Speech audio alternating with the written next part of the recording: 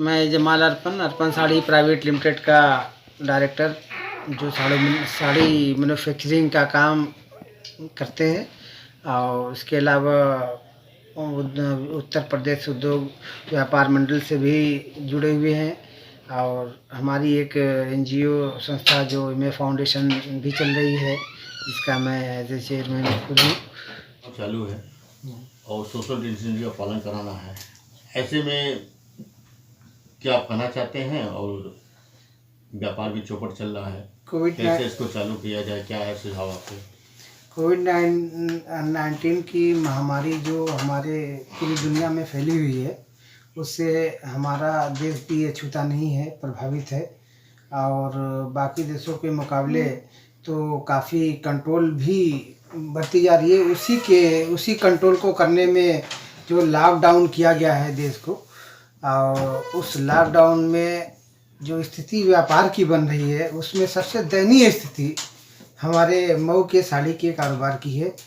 और ये मैसेज आपके थ्रू मीडिया के ज़रिए ये सरकार तक पहुंचाना भी चाहता हूं कि मऊ का साड़ी का जो कारोबार है वो थोड़ा सा बाकी जगहों से डिफरेंट अलग है। यहाँ एक जगह इकट्ठा कहीं लूम नहीं होते, अलग अलग सिंगल लूम सब कारीगर लोग चलाते हैं, बुनकर लोग, और उससे से अपने पूरे परिवार का पालन पोषण करते हैं।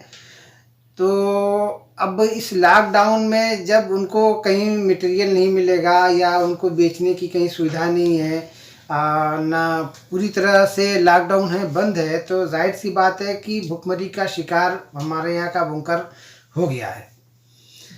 और उस पे बुनकरों पे न तो सरकार की कोई ऐसी योजना आ रही है, न सरकार कुछ उस पर ध्यान दे रही है कि नहीं। जैसे किसानों को सरकार ने बहुत राहत पहुंचाई, उसी तरह जो सेकंड पूरे हमारे देश का सबसे बड़ा जो सेक्टर है टेक्सटाइल का, जिसको बुनकरों के द्वारा किया जाता है, बनाया जाता है, तो सरकार को इस पर विशेष ध्यान देना चाहिए कि ये भी किसानों की तरह ये भी अपनी जीविका चलाएं, अपने बाल बच्चों का पालन पोषण करें, खाना खिला लें, 2 वक्त की रोटी इनको भी मिल जाए। इसके सिलसिले में सरकार को कम से कम स्पेशली बुनकरों के लिए एक पैकेज होना चाहिए था, जो अभी तक तो नहीं आया है कि बुनकरों के लिए कोई पैकेज सामने आ जाए। आज बुनकर बहुत दयनीय स्थिति में हमारे यहाँ है। और उसी तरह जो व्यापारी समाज है कपड़े का, जो हमारे यहाँ साड़ियों के जो व्यापारी हैं, मैं समझता हूँ कि सबसे खस्ता हाल इस वक्त मऊ के साड़ी व्यवसायियों की हो रही है। हम जैसे साड़ी व्यवसायियों की हालत ख़राब हो रही है, इसलिए कि जब पूरे देश में लॉकडाउन है, ऐसे में अगर लॉकडाउन अगर मऊ में खोल भी दिया जाता है या प्रदेश में कुछ जगहों पे लॉकडाउन अगर खोल दिया जाए, छोड़ दिया जाए, तो हमारा उसमें कोई बेनिफिट नहीं है। हम अपनी दुकान नहीं खोल सकते। ऐसा क्यों समझते हैं? नहीं समझने की बात, चूँकि हमारा जो माल जो रेडी होता है, जो बुनकर माल तैयार करके हमको देता है, या जो माल हम बुनकरों से बुनवाते हैं, प्रोडक्शन कराते हैं, वो माल न तो हम किसी व्यापारी को भेज सकते हैं। चूँकि हमारे जो मऊ की जो मार्केट है, मार्केटिंग साड़ियों की है, वो मेन महाराष्ट्र है और बंगाल है। ऑल ओवर इंडिया एक साड़ी की मार्केट है, उत्तर प्रदेश छोड़ के। तो मैं समझता हूँ कि जब आवाजाही नहीं रहेगी या महाराष्ट्र की तमाम दुकानें बंद रहेंगी, बाकी जगहों की साउथ की तमाम दुकानें बंद रहेंगी, तो हम साड़ियों का प्रोडक्शन किस बेस पे करेंगे? किस बेस पे, किसको बेस बना के हम साड़ी का माल तैयार करें? पहले से ही ऑलरेडी हम लोग के पास स्टॉक पड़ा हुआ है, बिक्री पहले से ख़राब थी, साड़ियों की मार्केट पहले से ही डाउन चल रही थी। उसमें इस महामारी में, इस लॉकडाउन में और बुरी स्थिति पैदा हो गई है। तो हम लोगों के सामने भी एक बड़ी समस्या खड़ी हो गई है। इस समस्या को लेके न तो सरकार, न ही प्रशासन, जो हमारे ज़िले का प्रशासन है, उसने कभी सूद नहीं ली कि साड़ी व्यवसायियों को बुला के उनसे उनकी समस्या को जाना जाए, पूछा जाए। कभी प्रशासन ने, मैं समझता हूँ कि कभी प्रशासन ने किसी साड़ी व्यवसायी को बुला के नहीं पूछा होगा कि आपकी समस्या क्या है। भाई व्यापारी, एक राजनीति व्यापारी तबका जाता है, जुड़ा हुआ है व्यापार, बहुत सारे संगठन है व्यापारियों के, तो उसमें साड़ी के मतलब या साड़ी से जुड़े हुए व्यापारी नहीं है।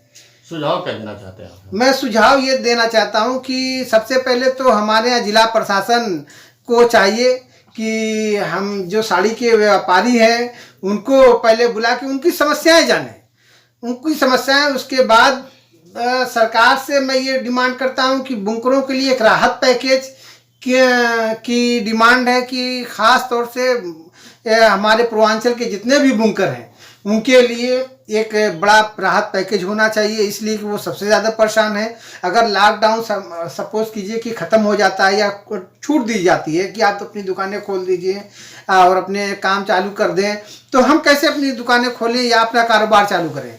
हमारे पास न साड़ियों का आवागमन होगा, न पैसे का आवागमन होगा। पैसा जहां हमारे पास, जिस पार्टियों के यहाँ, जिस मार्केट में हमारा पैसा फंसा हुआ है, लगा हुआ है, तो वो तो पूरी मार्केट सील है, तो पैसा तो आना नहीं है कहीं से। मतलब पैसा कहीं से आना नहीं है और आपको सरकार से या प्रशासन से राहत पैकेज की उम्मीद आपने लगाई है? हाँ, सरकार से हमने बहुत उम्मीदें लगाई हैं और ये प्रशासन की जिम्मेदारी है, जिला प्रशासन की जिम्मेदारी है कि वो हमारी बातों को शासन तक पहुंचाए कि ऐसा ना हो कि हमारा शहर, पूरा ज़िला भुखमरी का शिकार हो जाए और कहीं कोविड-19 से जितने सेफ हैं, कहीं ऐसा ना हो कि भुखमरी की महामारी हमारे पूरे ज़िले को घेर ले। इससे काफ़ी दिक्कत का सामना करना पड़ेगा। ठीक।